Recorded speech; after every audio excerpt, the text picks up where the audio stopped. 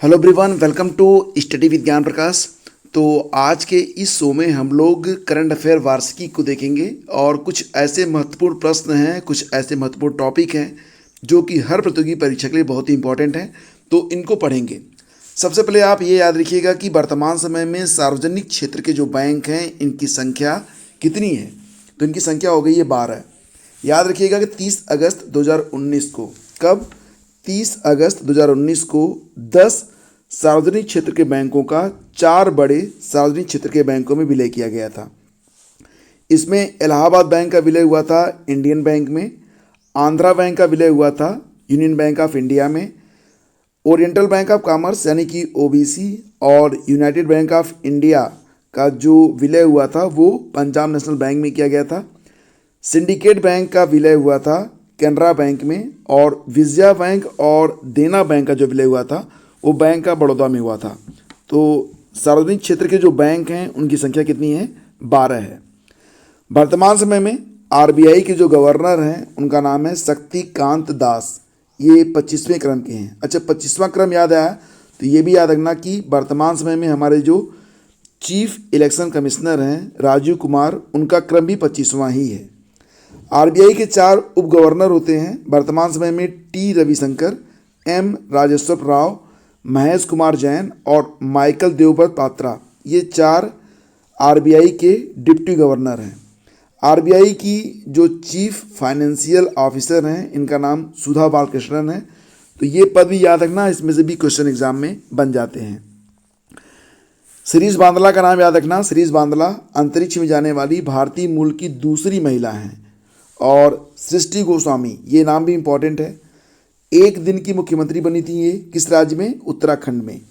माधवीपुरी बुच का नाम इम्पॉर्टेंट है, सेबी की पहली महिला अध्यक्ष बनी है। और नगोजी अकोंजो इवेला का नाम याद रखना, बहुत ही इंपॉर्टेंट नाम है क्योंकि ये WTO की पहली महिला महानिदेशक बनी है, डीजी बनी है।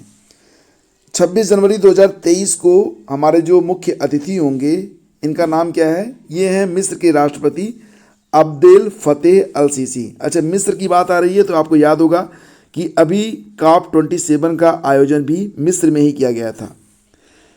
अच्छा, ये बताओ कि दुनिया का सबसे तेज चलने वाला कंप्यूटर कौन सा है? तो देखो, शीर्ष 3 जो सुपर कंप्यूटर हैं उसमें सबसे पहले जो नाम आता है वो अमेरिका के कंप्यूटर फ्रंटियर का नाम आता है। पहले फुगाकू पहले स्थान पर था, लेकिन उसके स्थान पर आ गया है फ्रंटियर। तो विश्व की जो शीर्ष 3 सुपर कंप्यूटर हैं उसमें पहला है फ्रंटियर जो कि अमेरिका का है, दूसरा फुगाकू है जापान का, तीसरा है लूमी जो कि फिनलैंड का है। और भारत के शीर्ष 3 सुपर कंप्यूटर कौन से हैं? तो परम सिद्धि CDI पुणे, प्रत्यूष IITM पुणे और मेहिर IITM पुणे, ये भारत के 3 शीर्ष सुपर कंप्यूटर हैं। ठीक है, सुपर कंप्यूटर का मतलब होता है कि गणना करने में ये जो कंप्यूटर होते हैं बहुत ही दक्ष होते हैं। भारत वन स्थिति रिपोर्ट को एक बार रिवाइज करना बहुत ही इंपॉर्टेंट है क्योंकि इससे प्रश्न डायरेक्टली बनते हैं। देखो, भारत वन स्थिति रिपोर्ट, तो ये जो सर्वे होता है इसे 2 साल में जारी किया जाता है। यानी कि इसके पहले जो रिपोर्ट आई थी वो 2019 में आई थी और अब ये 2021 में आई है। तो 2021 की जो रिपोर्ट है ये 13 जनवरी 2022 को जारी की गई और इसका 17वां संस्करण था। पर्यावरण और वन मंत्री कौन है? भूपेंद्र यादव हैं, जिन्होंने इस रिपोर्ट को पेश किया। तो इस रिपोर्ट के मुताबिक देश में कुल वन और वृक्षावरण, यानी कि कुल वन क्षेत्रों को जोड़ लो और वृक्षावरण को जोड़ लो तो 24.62% है। ठीक है, मतलब लगभग 8,09,537 वर्ग किलोमीटर। देश में कुल वनावरण क्षेत्र कितना है? तो 21.71% है, मतलब 7,13,789 वर्ग किलोमीटर। जबकि कुल वृक्षावरण क्षेत्र है लगभग 2.91%, तो मतलब लगभग 95,748 वर्ग किलोमीटर। दोनों को जब आप जोड़ देंगे तो ये 24.62% हो जाएगा, मतलब कुल मिला के 8,09,537 वर्ग किलोमीटर ये बन जाता है। तो वनावरण में कुल वृद्धि कितनी हुई? वनावरण और वृक्षावरण दोनों को जोड़कर जो वृद्धि हुई है वो 2,261 वर्ग किलोमीटर हुई है। वनावरण में वृद्धि हुई है 0.22%, वृक्षावरण में वृद्धि हुई है मात्र 0.76%। और देश में कुल मैंग्रोव कितना है? तो ये है लगभग 4 लाख देश में कुल मैंग्रोव कितने हैं, तो 4,992 वर्ग किलोमीटर। तो जो वृद्धि हुई है 2019 की तुलना में ये है 17 वर्ग किलोमीटर की। मैंग्रोव काफ़ी उपयोगी वनस्पतियां होती हैं और ये खारे पानी में समुद्र के किनारों पर उगती हैं। तो सबसे ज़्यादा जो मैंग्रोव वाला क्षेत्र होता है वो पश्चिम बंगाल है। सर्वाधिक मैंग्रोव वन क्षेत्र वाले राज्यों में पश्चिम बंगाल टॉप पर है, दूसरे स्थान पर गुजरात है, तीसरे स्थान पर अंडमान निकोबार है। तो यहाँ से भी एग्जाम में एक प्रश्न बन जाएगा कि सर्वाधिक मैंग्रोव वन क्षेत्र वाला राज्य कौन सा है, तो आपका उत्तर रहेगा पश्चिम बंगाल। सर्वाधिक वन क्षेत्र वाले जो राज्य हैं, ये राज्य याद रखना, ये क्षेत्रफल के हिसाब से मैं आपको दिखा रहा हूँ कि जो सर्वाधिक वन क्षेत्र है वो मध्य प्रदेश में है। मध्य प्रदेश टॉप पर है, 77,493 वर्ग किलोमीटर। अरुणाचल प्रदेश दूसरे स्थान पर है, 66,688 वर्ग किलोमीटर है। छत्तीसगढ़ में जो वनावरण है वो 55,717 वर्ग किलोमीटर है। ये भारत के टॉप 3 स्टेट हैं जहाँ पर सबसे ज़्यादा वन क्षेत्र पाए जाते हैं। सबसे कम वन क्षेत्र वाले जो राज्य हैं उसमें हरियाणा जो है, हरियाणा में सबसे कम वन क्षेत्र है, 1,603 वर्ग किलोमीटर मात्र। दूसरे स्थान पर पंजाब है, 1,847 वर्ग किलोमीटर, और गोवा तीसरे स्थान पर है। ठीक है। और वनावरण में अगर वृद्धि दर दिखाने वाले जो शीर्ष राज्य हैं, मतलब कि जहां पर 2019 की तुलना में 2021 में वन क्षेत्र में सर्वाधिक वृद्धि हुई है, तो सर्वाधिक वृद्धि दर्ज की गई है आंध्र प्रदेश में, 627 वर्ग किलोमीटर वनावरण वहाँ पर बढ़ा है। तेलंगाना दूसरा राज्य है जहाँ पर वनावरण बढ़ा 632 वर्ग किलोमीटर, और ओडिशा तीसरा राज्य है जहाँ पर वनावरण में 537 वर्ग किलोमीटर की वृद्धि दर्ज की गई। सर्वाधिक वनावरण प्रतिशत वाला राज्य मिजोरम है। अभी तक जो मैंने आपको बताया था क्षेत्रफल में टॉप पर मध्य प्रदेश है, जो कि प्रतिशत के हिसाब से मिजोरम टॉप पर है। मिजोरम का 84.53% जो एरिया है वो वनावरण से ढका हुआ है। दूसरे स्थान पर क्षेत्रफल हो या प्रतिशत हो, दोनों ही दृष्टि से अरुणाचल प्रदेश दूसरे स्थान पर है 79.33%, और तीसरे स्थान पर है मेघालय। देश में वनों में कुल कार्बन स्टॉक लगभग है 7,204 मिलियन टन, ये याद रखना। अब फ्रेंड्स हम लोग जनवरी के जो इंपॉर्टेंट करंट अफेयर हैं एक बार उनका भी रिवीजन कर लेते हैं। जैसे कि DRDO की स्थापना दिवस मनाया गया था 1 जनवरी को, ये क्रम में 65वां था, और DRDO की स्थापना हुई थी 1958 में।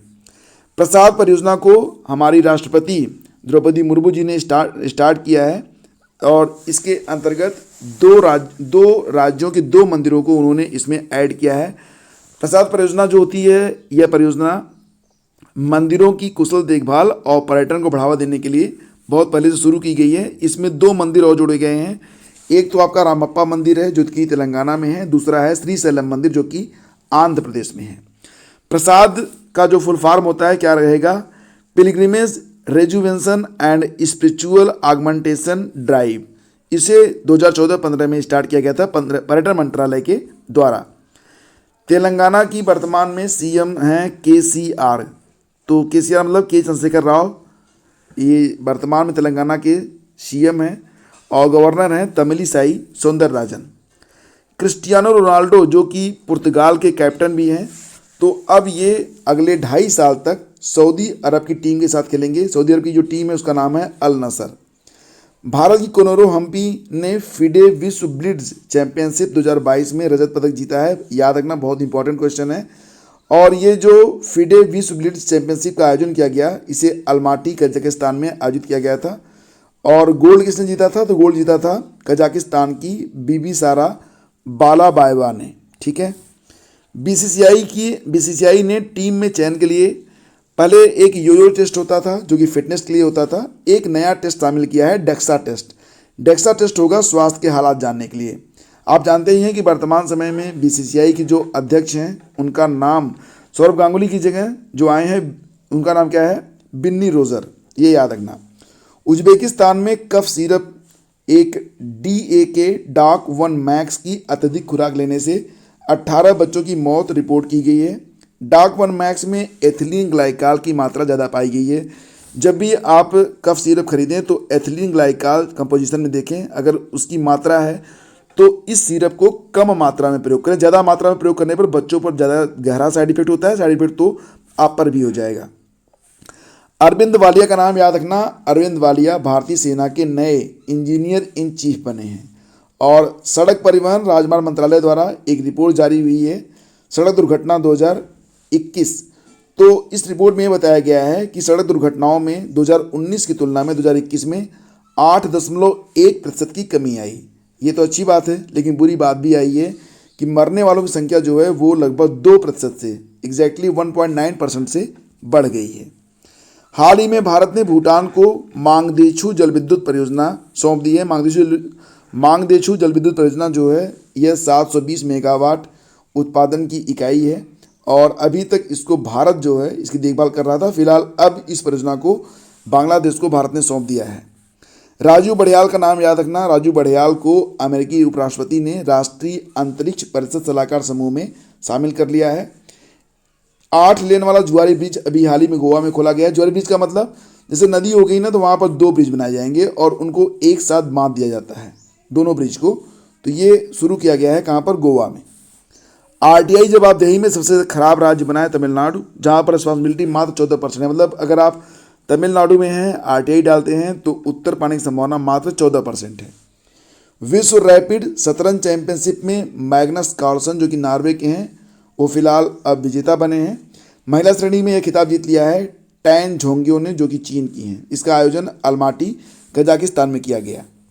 अजय कुमार श्रीवास्तव ये एमडी और सीईओ बने हैं इंडियन ओवरसीज बैंक के। सुजॉय लाल थाउसेन जो कि बीएसएफ के नए डीजी बने हैं। बीएसएफ ने अभी हाल ही में 1 जनवरी को अपना स्थापना दिवस मनाया था। 1 जनवरी को ही वर्ल्ड फैमिली डे भी मनाया गया था, ये भी आपको पता होना चाहिए, ग्लोबल फैमिली डे। छत्तीसगढ़ के पुलिस द्वारा शुरू किया गया था एक अभियान निजात। ये ड्रग से निजात पाने के लिए यह अभियान शुरू किया गया था। इसको IACP अवार्ड मिला है। यह अमेरिका की एक संस्था है जिसने निजात अभियान को इस अवार्ड से नवाजा है। IACP मतलब international association of chief of police. Nilgiri तहर यह हिरण की एक प्रजाति होती है। इसके संरक्षण के लिए तमिलनाडु ने अपने प्रयास शुरू कर दिए हैं। तो अगर एग्जाम में आएगा कि नीलगिरी तहर संरक्षण योजना को किसने शुरू किया है, तो आपका उत्तर बनेगा तमिलनाडु। 108वां भारतीय विज्ञान कांग्रेस ये नागपुर में 3 जनवरी से स्टार्ट हो रहा है और इसका जो शुभारंभ होगा वो प्रधानमंत्री मोदी के द्वारा किया जाएगा वर्चुअली। जो पिछली साल हुआ था 2022 में 107वां भारतीय विज्ञान कांग्रेस, वो बेंगलुरु में आयोजित किया गया था। India's first waste to hydrogen project इसे स्टार्ट किया जा रहा है कहाँ पर? तो पुणे में। इनासियो लूला डी सिल्वा नाम याद रखना, ब्राज़ील के नए राष्ट्रपति बन गए हैं। और सुंदर रामन राममूर्ति 1 जनवरी 2023 से बीएसएफ के एमडी और सीईओ बन गए हैं। BSE मतलब बॉम्बे स्टॉक एक्सचेंज के एमडी और सीईओ बन गए हैं सुंदर रामन राममूर्ति। आशीष कुमार चौहान का नाम याद रखना, नेशनल स्टॉक एक्सचेंज के नए एमडी और सीईओ बने हैं। ब्रिटिश इंडियन आर्मी स्मारक की स्थापना की जाएगी ग्लासगो स्कॉटलैंड में। तो पहले और दूसरे विश्व युद्ध में बहुत सारे भारतीय सैनिकों ने ब्रिटिश सैनिकों के साथ अपनी जान गंवाई थी लड़ाई करते हुए, तो उन्हीं को याद करने के लिए ब्रिटिश इंडियन आर्मी स्मारक ग्लासगो में स्थापित किया जाएगा। और पंकज मोहन सिन्हा का नाम भी याद रखना, भारतीय वायुसेना के पश्चिमी वायु कमान के कमांडर इन चीफ बने हैं। तो फ्रेंड्स, ये थे कुछ इंपॉर्टेंट टॉपिक्स। अगर ये सीरीज़ आपको अच्छी लग रही है तो कमेंट कीजिएगा। ये सीरीज़ लगातार प्रतिदिन आपको मैं देता रहूँगा और इस प्रकार से आप पूरे साल के जितने भी इंपॉर्टेंट करंट अफेयर हैं उनका रिवीजन करके उनको याद रख सकेंगे। Thank you so much, have a great day, जय हिंद। और देखिए, अगर आप मंथली करंट अफेयर चाहते हैं तो इसके लिए वीडियो का डिस्क्रिप्शन जाके चेक कर लीजिएगा। आपको हर महीने की PDF अवेलेबल करवा दी गई है।